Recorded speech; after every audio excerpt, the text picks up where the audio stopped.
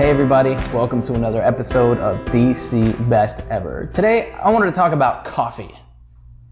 I mean, who doesn't like coffee? I mean, there's a couple people that don't like coffee, but in general, I think most people like coffee, and I am no exception. I love coffee.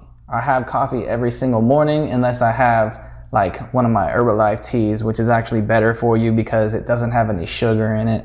And I pretty much use coffee as a means to drink creamer. And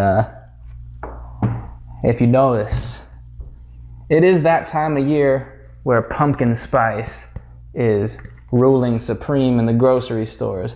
But did you ever notice, did you look at the suggested serving size on these things?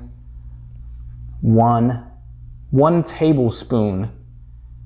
Who puts one tablespoon? Do you know how much a tablespoon is? A tablespoon of creamer? How small is your coffee cup that 1 teaspoon or 1 tablespoon of creamer is gonna make any difference whatsoever? I wouldn't even be able to taste it.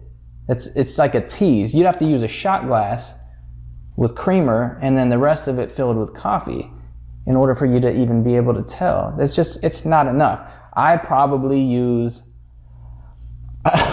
maybe 1/4 cup of creamer. It's pretty bad. Like, I don't measure my creamer when I pour it into my coffee. I basically just eyeball it. Yeah, that looks like a good amount. And then just see, you know, how light colored my coffee is after I stir it up. But on a side note, I found this article not too long ago about French press coffee.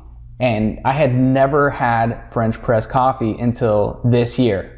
I'm 38 years old. Like, what the hell was I waiting for to try French press coffee? And it's amazing. If you've never tried French press before, you need to try it because it's a whole nother experience. I don't know what it is about the whole process of using the French press, but the coffee tastes so smooth. Like, it doesn't have that acidity that you normally get. You know, some coffees just have that kind of like that kick, that bite at the end. And the French press, it's so smooth. And this article was talking about how there's certain health benefits. You know, I don't know how accurate it is. And, you know, I take most things that I see online with a grain of salt because anybody can write anything and expect people to, you know, think that it's true. But you know, it's definitely worth looking into. But they said that there are certain like properties of brewing coffee using a French press, you know, fresh ground coffee, and by letting it sit and soak in the boiling water instead of using the drip method, you're actually getting more of the healthy benefits from the coffee beans. And I thought that was kind of interesting. And one of the benefits had something to do with Alzheimer's disease. And that kind of touched home with me because I just recently lost my grandfather, and, you know, it was due to complications of his Alzheimer's. And, you know, it's sad because he lived in California, I live in Florida, and to go out there and he doesn't even know who I am, it was rough, but it was something that I had to accept. But on the upside, I did get to see him for the holidays last year, and that was just, you know, it was incredible just to be able to do that. And even though he didn't know who I was, he was still friendly, he was still personable, you know, the few interactions that I got to have with him.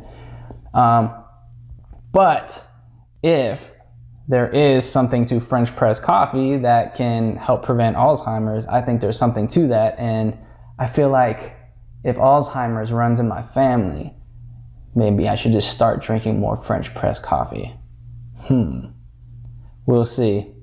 Anyways, let me know what you think. What's your favorite kind of coffee? What's your favorite creamers that you use? I'd love to hear about it in the comments down below. If you're liking my videos, don't forget to hit that subscribe button and hit the little notification bell next to it so you can see anytime I post a new video. Anyways, love you guys who are supporting me, and I will see you in my next video. Take care.